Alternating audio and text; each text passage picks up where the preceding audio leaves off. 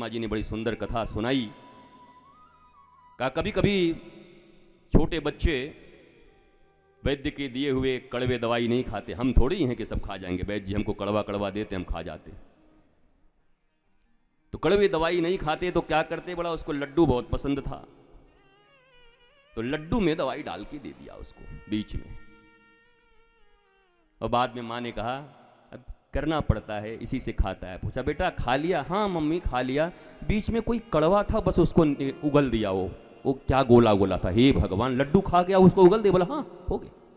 जिसके लिए उसको लड्डू मिला था वो लड्डू तो खा गया, पर जो दवाई थी उसको उसने उगल दिया। हमारे उपासना और हमारे धर्म के साथ भी यही हो रहा है। सिद्धांत हमने उगल दिए हैं और दृष्टांतों के ऊपर हम नाचते घूम रहे हैं, कहानियों और कथाओं के ऊपर नाचते घूम रहे हैं। सिद्धांत तुमने उगल दिए। अहमेवासा मेवाग्रे नान्यद यद्यत् सरसत परम। भागवत जी की चतुश्लोकी भागवत 4 श्लोक, उन 4 श्लोकों को नारायण ने दिया, ब्रह्मा जी को ब्रह्मा ने दिया, नारद जी को नारद जी ने दिया, व्यास जी को व्यास जी ने उसे 18,000 में बना दिया, कन्वर्ट कर दिया।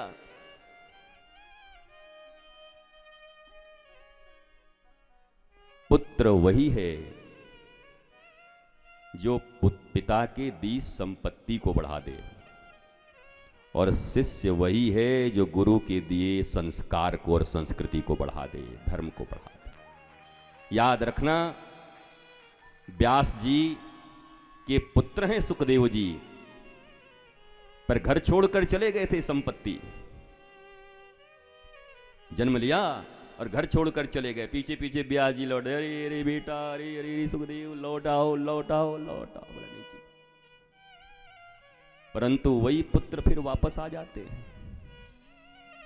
जब व्यास जी ने भागवत का विस्तार किया, भागवत लिखा और भागवत के श्लोकों का गान करने के लिए अपने शिष्यों को कह दिया कि जहां भी रहते हो गैया चराओ, जंगल में जाओ, कुछ श्लोक गाते रहना। फिर उन श्लोकों को सुनकर सुखदेव जी जैसे ब्रह्मनिष्ठ, साक्षात नंद नंदनी है सुखदेव जी महाराज। राधा रानी भी कहते हैं सुखदेव जी को, राधा रानी, राधा पालित सुख नहीं है, स्वयं किशोरी जी।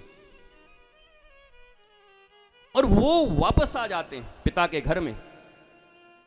और व्यास जी ने रंगोली बनवाई, व्यास जी ने बाजे गाजे लगवाए। सुखदेव जी ने कहा बेटा नहीं आया, शिष्य आया है, मोह मत दिखाओ, शिष्य आया है। भागवत के उन दिव्य श्लोकों को सुनकर जिसमें भगवान के स्वरूप का वर्णन किया गया और भगवान के स्वभाव का वर्णन किया गया। भगवान का स्वरूप होता है, संसार का रूप होता है।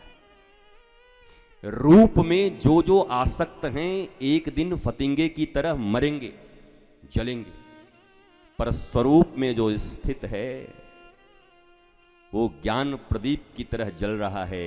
जल तो दोनों रहे हैं, एक फतिंगे की तरह जलकर मरेगा और एक ज्ञान प्रदीप होकर जल रहा है।